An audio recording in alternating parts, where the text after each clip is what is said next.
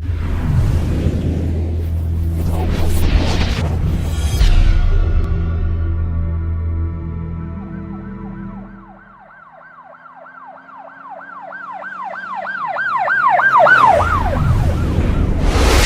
वालेकुम नाजरीन, शाहिद चौधरी ऑफिशियल के साथ मैं हूं आपका मेज़बान अब्दुल्ला तनवीर। नाजरीन, एक हैरानकुन खबर मिलती है जी कि चक झुमरा थाना तैनात कांस्टेबल अब्दुल सलाम सकना 45 जीम बे गुज़िश्ता रात को थाने झुमरा ड्यूटी थी मगर वहां से गैर हाजिर रहा, जिसके कुछ देर के बाद उसकी जो डेड बॉडी होती है वो थाना सदर चनियोड़ के इलाके 126 चक के करीब से मिली। और उसके बाद की जो इनिशियल रिपोर्ट आ रही है उसमें ये बताया जा रहा है कि जो मुलजिम था ये अपने साथियों समेत ये थाना सदर चनियोड़ के नवाही जो वहाँ पे गाँव था वहाँ पे जाते हैं और वहाँ पे बकरा चोरी करने बेसिकली जाते हैं और गांव के जो अफराद होते हैं उनको भिनक लग जाती है। वो जब इनको रोकते हैं ये रुकते नहीं हैं और वो उसके बाद इनका ताकुब करते हैं। और इनिशियल रिपोर्ट में ये भी सामने आ रहा है कि गांव वालों की और इन डाकुओं की आपस में फायरिंग का इनमें तबादला होता है और जो ये कांस्टेबल था, कांस्टेबल साहब जो थे अब्दुल सलाम साहब, ये अपने ही साथी की फायरिंग इनको गोली लगती है, अपने ही साथी की गोली लगती है और ऑन द स्पॉट इनकी डेथ हो जाती है। अब इसके पीछे की क्या मुहरकात हैं, क्योंकि कुछ सीआरओ हमने देखे हैं इनके हवाले से, उसमें ये है कि जो ये मुलजिम है ये तकरीबन 4 डकैतियों के इसके ऊपर पर्चे भी हुए हुए हैं। तो ये हमारे कांस्टेबल हज़रात किस तरफ जा रहे हैं जानेंगे हम senior crime analyst Shahid Chaudhary साहब से। अस्सलाम वालेकुम सर। वालेकुम अस्सलाम सर, कैसे हैं आप? अल्लाह का शुक्र। सर, ये टिकर चल रहा था और बड़ा मतलब इस टिकर ने हाई पकड़ी हुई है, लोग जानना चाह रहे हैं क्या पुलिस कांस्टेबल्स भी अब चोरियां करने लग गए? अब्दुल्ला, आपको शायद बल्कि आपको यकीन नहीं अंदाज़ा नहीं होगा, आपका भी यानी इतना तजर्बा नहीं है या इतना आपको नहीं पता, जितने भी रिटायर कांस्टेबल होते हैं ना जिनको जबरी रिटायर कर दिया जाता है ये प्रोफेशनल क्रिमिनल बन जाते हैं। ये बात तयशुदा आपको बता रहा हूँ। आज तक महकमा पुलिस से अगर 100 कांस्टेबलों को, कांस्टेबल, ये बात ज़हन में रखिएगा, ऊपर लेवल की बात नहीं कर रहा हूँ, ऊपर लेवल में बड़ा कम इसका जो है तनासुब है। अगर 100 मुलाजम जबरन रिटायर किए गए ना उनमें से 85% डकैत बन जाते हैं। ये आपको बड़ी लिखी बड़ी बात बता रहा हूँ। अब आप ये देखें, ये जो है ना, आपने कहा ना बकरा चोरी करने गए हैं, इन्होंने गन पॉइंट पे छीनना था। ये 4 जो है ना 4 डाकू थे और ये चारों डाकू पूरी तैयारी में थे, वेपन इनके पास थे और इन्होंने आगे से फायरिंग का तबादला किया है। और ये जो वहाँ पे पीएसओ ना उनके ऑफिशियल जो है वो उन्होंने एक ट्रिकर जो है ये चलाया हुआ है, ये कोई किसी यूट्यूबर की तरफ से नहीं चला हुआ। अब्दुल्ला देखो, ये कांस्टेबल जो है ना, मैं ये बेशक ये हाजिर ड्यूटी था और जिस दिन इसकी ड्यूटी थी वहां से गैर हाजिर था, यही टिकर चल रहा है ना। आप ये देखो कि ये गैर हाजिर था ना और ये पुलिस वाला ये पहला नहीं है, कई आपको मैसे पुलिस वाले, जैसे मैंने आपको बताया कि रिटायर पुलिस वाले 100% वारदातें करते हैं, ये रिटायर नहीं है, ये गैर हाजिर था।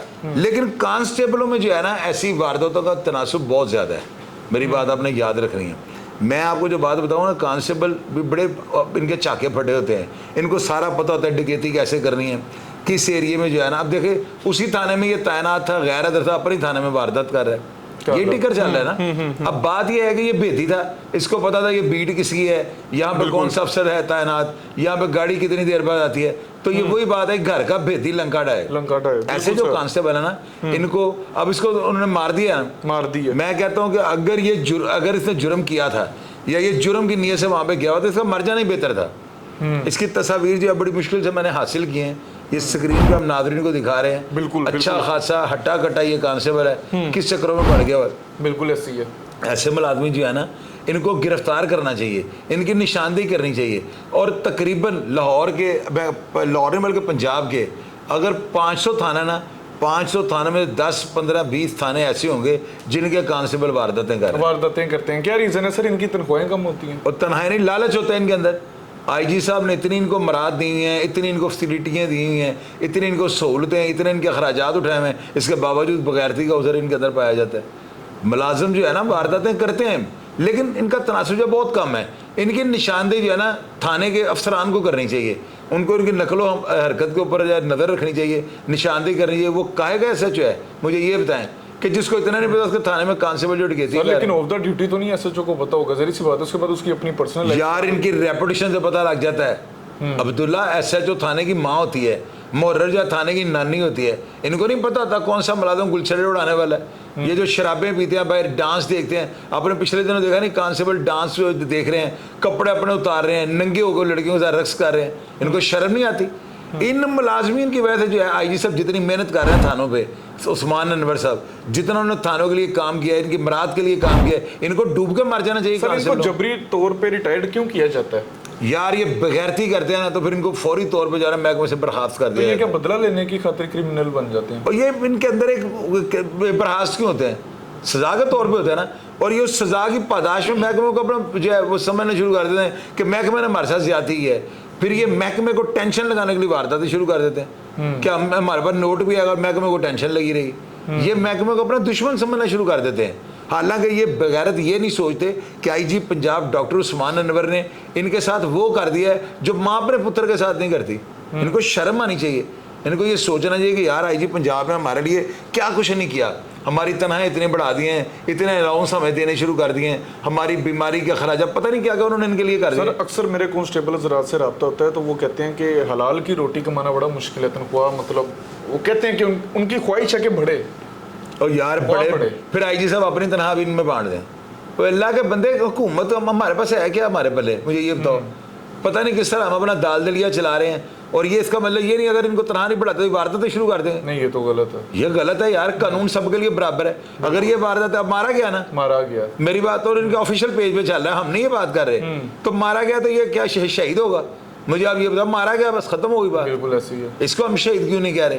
क्योंकि इसको पनिशमेंट के तौर पे जो है दुनिया से भेजा गया। तो ये चीज़ है, एक कांस्टेबल है वो लड़ते हुए मरता है तो हम उसको शहीद कहते हैं, शहीद का लक़ब दे देते हैं। आगे वो अल्लाह ताला को जो मंजूर है उसको रुतबा मिलना है, लेकिन हम उसे शहीद कहते हैं, प्रोटोकॉल उसको देते हैं। तो इसको क्या प्रोटोकॉल मिला? सर फिर एक सवाल मर जाना चाहिए ऐसे कांस्टेबल। लेकिन एक सवाल उठ रहा है कि इसका जब रिकॉर्ड चेक किया गया तो 4 पर्चे थे इसके ऊपर डकैती के, तब नहीं महकमे को पता चल पाया, तब नहीं उसके और यार यही तो मैं बात कर रहा हूँ कि ऐसे 4 ये पर्चों वाला आपने एक देख लिया ना।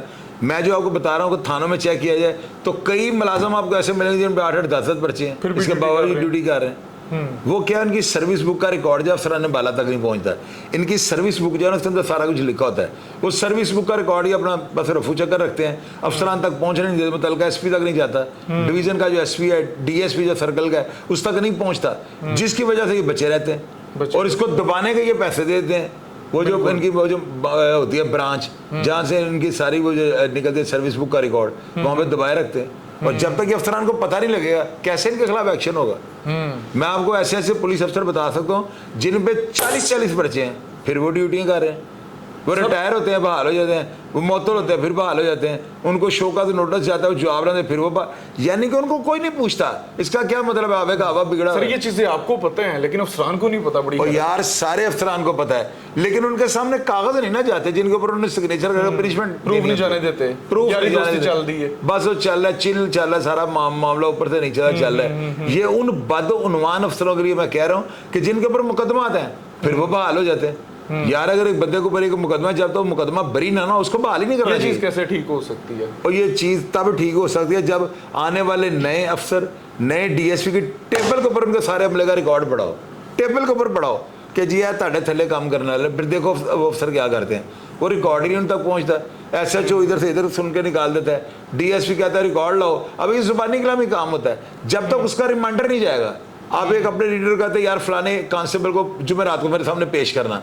अब वो अर्दली का काम है, वो उनके जो है ना रीडर का काम है कि वो जुमेरात वाले दिन अफसर को बताएगा जनाब वो नहीं आया। बस ये अफसर ने पूछ लिया जुमेरात, उसके ज़हन से निकल गया, पेपर साइड पे हो गए, वो साल निकल गया, फिर नए आ गए। यानी इस तरह हुआ है। सर मुझे बड़ी हैरत हो रही है, आपको पता है? सुने पता है क्या होना चाहिए? अफसर डीएसपी अपने दफ्तर में बैठा किसी को पनिशमेंट करता है ना, अलग से अपना रजिस्टर रखे, उसके ऊपर लिखे मैंने आज ये काम जो है ना अपने रीडर के जो है या अपने जो है अहमद है या जो अपना नायब कोर्ट है या हमारा जो कासद है, जो भी उनका मुलाजम है जिसकी ये जिम्मेदारी है, उसको मैंने आज ये काम कह दिए।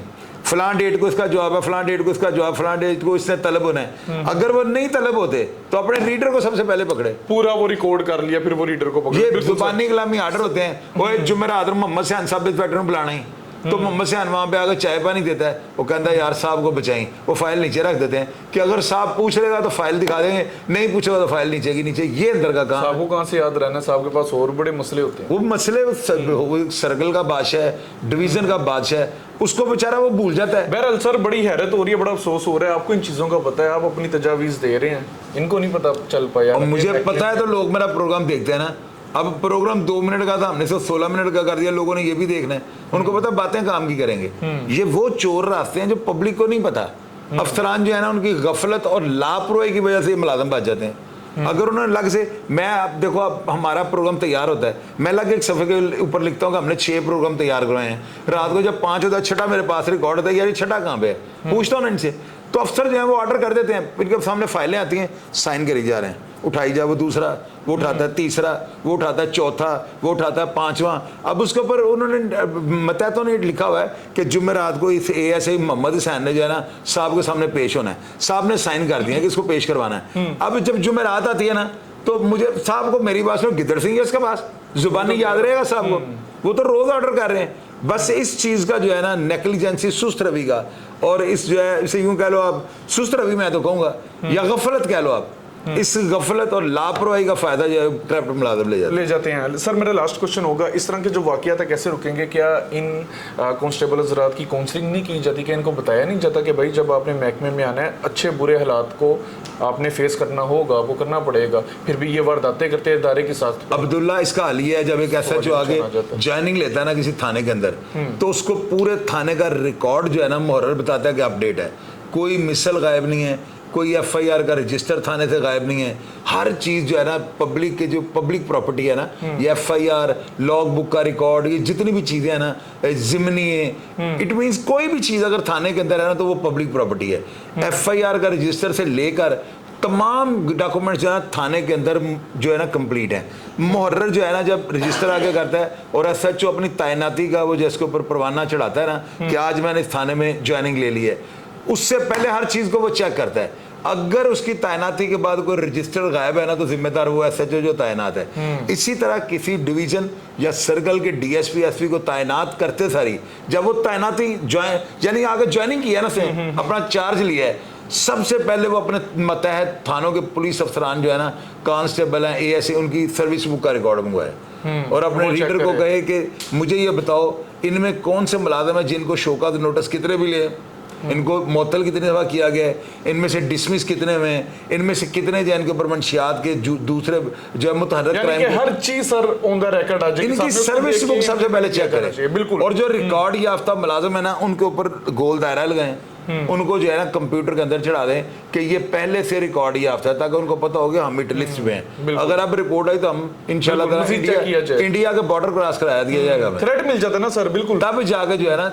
ठीक होने के जो है चांसेस बढ़ेंगे, वरना सवाल ही पैदा। बिल्कुल नाज़रीन, और ये बड़ा ही अफसोसनाक वाकया था। एक तरफ तो हम अपने पुलिस के जो आला अफसरान हैं उनको बल्कि हम सलूट भी पेश करते हैं, और उसके बाद उनकी जो अच्छी जो चीज़ें उनके वो एक्शंस होते हैं जो कि पब्लिक फिगर के लिए बहुत उम्दा मिसाली बनते हैं, हम उनको ऑन दी रिकॉर्ड रखते हैं। लेकिन इस तरह के जो वाकयात होते हैं, इसकी वजह से इदारे की साख्त पे बात आती है, हमारे पूरे इदारे पे बात आती है, और उसके बाद लोगों के ज़हन में एक इमेज सेट हो जाती है कि ये वो मुहाफिज हैं जिन्होंने हमें तहफ़्फ़ुज़ फराहम करना है। अगर यही चोरी डकैतियों में लग जाएंगे तो हमें सेफ कौन रखेगा इस तरह के जराइम पेशा अफराद से? नाज़रीन, प्रोग्राम का फीडबैक ज़रूर दीजिएगा। इसी के साथ अपने मेज़बान अब्दुल्ला तनवीर को इजाज़त दीजिए।